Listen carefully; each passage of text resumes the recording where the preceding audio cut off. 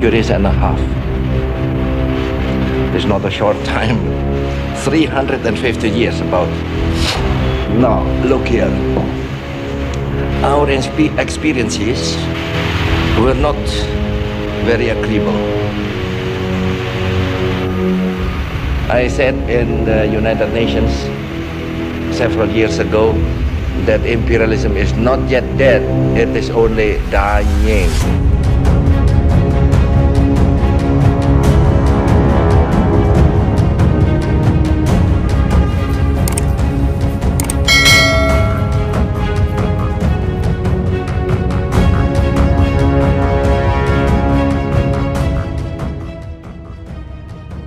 Fitnah Dik terhadap Bung Karno.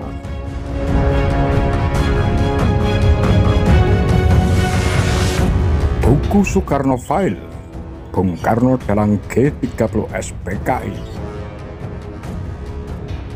Sebuah penafsiran sejarah atas peristiwa kudeta berdarah Gerakan 30 September.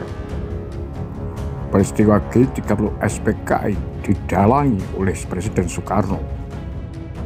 Mayor Jenderal Soeharto saat itu menjabat Panglima Komando Strategis Angkatan Darat tidak terlibat. Pandangan ini muncul dari penulis buku Soekarno File, Kronologis Suatu Keruntuhan, Anthony C.A. Dick. Dalam peluncuran bukunya di sebuah rumah makan di Wisma Kodal, Jalan HR Rasuna Said, Kuningan, Jakarta. Mastermind dari peristiwa tersebut adalah Soekarno. Kata Dick tegas saat menjawab pertanyaan salah seorang peserta diskusi dalam peluncuran bukunya. Acara peluncuran buku ini dihadiri salah satu putri Bung Karno, Sukmawati Soekarno Putri. Juga hadir mantan Ketua DPR Akbar Tanjung, Fakhri Ali, Budiman Sujatmiko, serta beberapa peneliti dari Sugeng Saryadi Syndicate sebagai penyelenggara acara.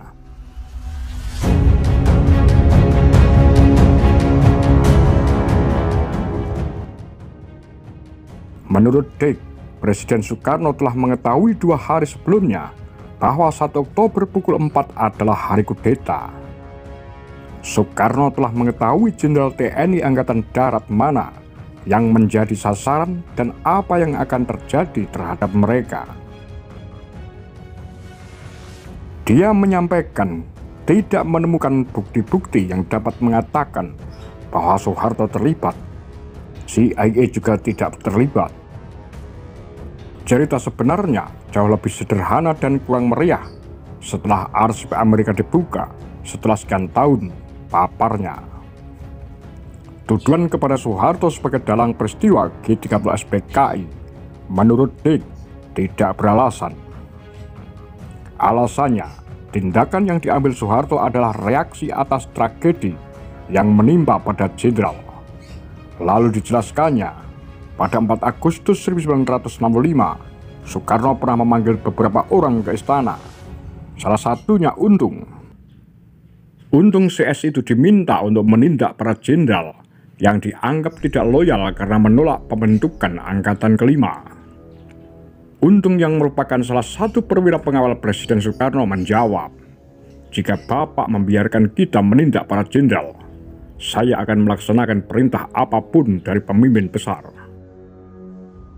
Sebelum diterbitkan dalam bahasa Indonesia, buku Dick telah diterbitkan dalam bahasa Belanda.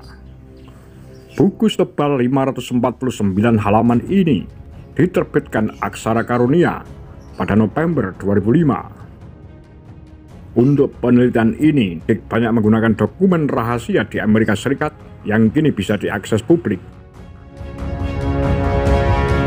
Tuduhan-tuduhan Dick itu didasarkan pada hasil pemeriksaan ajudan Presiden Soekarno, Bambang Wijanarko, oleh Perpu, tim pemeriksa pusat, Kopkamtib, yang mengungkapkan bahwa 4 Agustus 1965, Bung Karno memanggil Brigjen Sabur dan Letnan Kolonel Untung ke kamar tidurnya dan menanyakan apakah mereka bersedia menerima perintah yang akan mencakup tindakan terhadap para jenderal yang tidak loyal.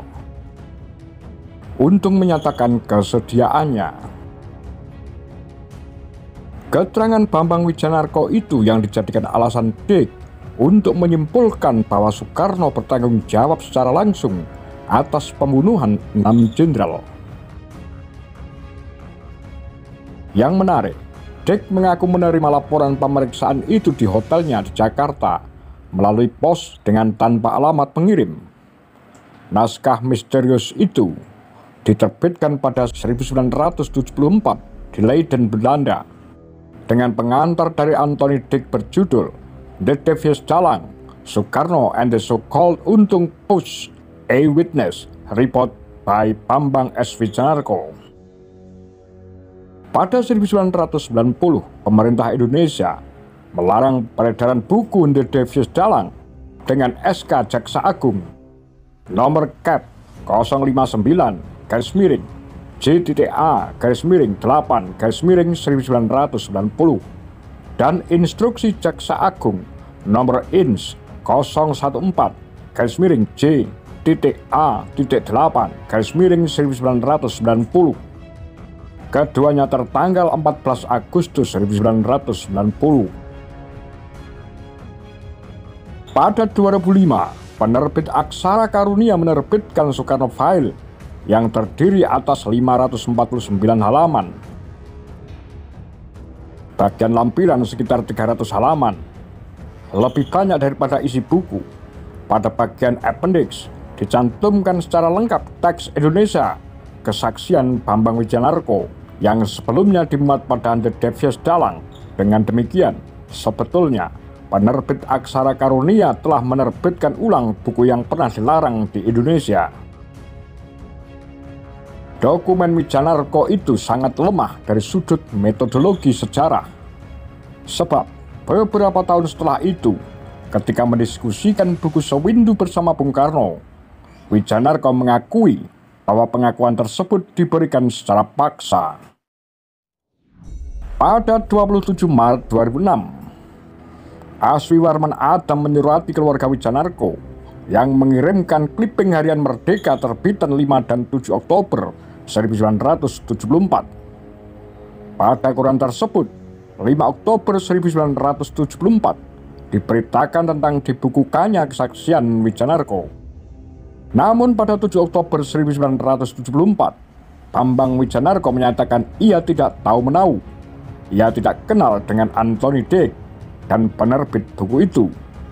Ia tidak pernah menyampaikan kepada siapapun jawaban yang disampaikannya waktu pemeriksaan oleh The Perpu.